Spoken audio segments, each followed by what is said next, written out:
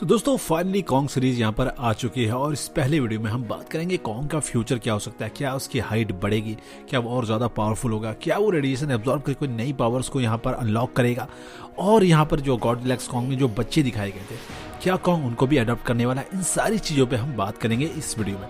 तो चले बनाए अपने चैनल को सब्सक्राइब जरूर कर लेना, क्योंकि सिर्फ और सिर्फ मोस्ट ऑवर्स की वीडियोज़ मिलती है और किसी टॉपिक पर नहीं। तो चलिए वीडियो में आगे बढ़ते हैं।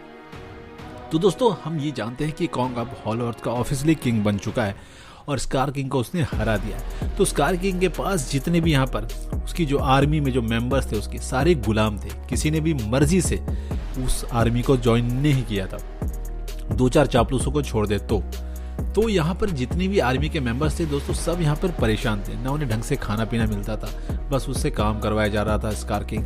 तो फाइनली कॉन्ग ने उन्हें आज़ाद कर दिया है। तो एक तरह से जब आप किसी ऐसे गुलाम को आज़ाद करवाते हो जो काफ़ी ज़्यादा यहाँ पर आप कह सकते हो प्रताड़ना झेल रहा है, काफ़ी यहाँ पर दर्द झेल रहा है, कोई इस पर ऑर्डर पे ऑर्डर दिया जा रहा है, काम करवा रहा है, तो वो आपका ऐसे भी लॉयल हो जाता है बिना कुछ किए अगर आप उसे आज़ाद करा देते हो तो यहाँ पर कॉन्ग ने उन सब की लॉयल्टी एक तरह से कह सकते हो कि यहाँ पर गेन कर ली है। दूसरी बात दोस्तों, यहाँ पर शीमो उसके साथ आ गई है और जैसे वो शीमो को पेट कर रहा था दोस्तों, आपने देखा कितनी अच्छी तरह से हंस रही थी वो, मतलब पूरी तरह से वो भी अब कॉन्ग के साथ है, वो कॉन्ग के पास रहने वाली है दोस्तों। ये बात यहाँ पर कंफर्म हो गई।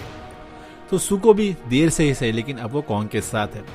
और यहाँ पर जो बच्चे हैं दोस्तों वो भी मतलब इनडायरेक्टली आप कह सकते हो कि कॉन्ग के यहाँ पर एडॉप्शन में ही आ जाएंगे, क्योंकि वहाँ पर किंग है कॉन्ग और अल्फा है वो, तो अल्फा के अंडर ही ये सारे किड्स आ जाएंगे। तो इन सब का देखभाल तो कॉन्ग को ही करना है। तो ये आंसर आपको लगभग सारे क्वेश्चंस का मिल गया।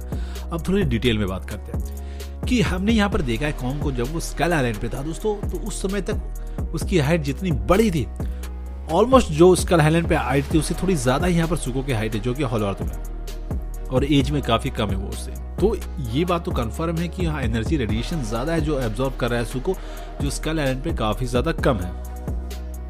तो वहां पे पोर्टल जरूर था दोस्तों, लेकिन उतनी ज्यादा रेडिएशन वहां पे नहीं थी। तो जब कॉन्ग यहाँ पर हॉलो अर्थ में गया तो दोस्तों उसकी रेडिएशन जो फीड है वो काफी ज्यादा बढ़ जाएगी। इसकी वजह से दोस्तों उसकी हाइट और पावर्स बिल्कुल बढ़ने वाले हैं। तो गॉडजिला और कॉन्ग में दोस्तों क्या फर्क है कि गॉडजिला की जो स्पीसीज है दोस्तों उसके पास पहले डॉर्सल प्लेट्स ऐसे नहीं थे। तो जब उसने एनर्जी को अब्जॉर्व करना शुरू किया तो एक बैटरी की तरह उसने इवॉल्व कर लिया अपना डॉर्सल प्लेट, और जब उसका डॉर्सल प्लेट काउंट बढ़ता है दोस्तों तो वो पावरफुल भी ज्यादा होता है। जैसे कि हमने देखा इवॉल्व गॉडजिला, उसके डॉर्सल प्लेट्स काफी ज्यादा बड़े हुए थे।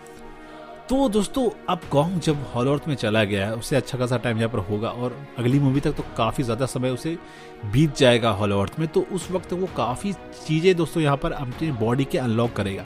एक तो उसका साइज़ ज़रूर बढ़ने वाला, ज़्यादा मस्कुलर हो जाएगा, वो ज़्यादा पावरफुल हो जाएगा, फिजिकल और ज़्यादा स्ट्रांग हो जाएगा। और दोस्तों एक तो उसकी आर्मी है, तो इस तरह से वो आर्मी की वजह से भी काफ़ी ज़्यादा स्ट्रांग हो जाता है। आर्मी में उसके शीमो भी है, मोथरा भी आ गई है, हॉलो अर्थ के जितने भी सारे एप्स है वो भी आ गए।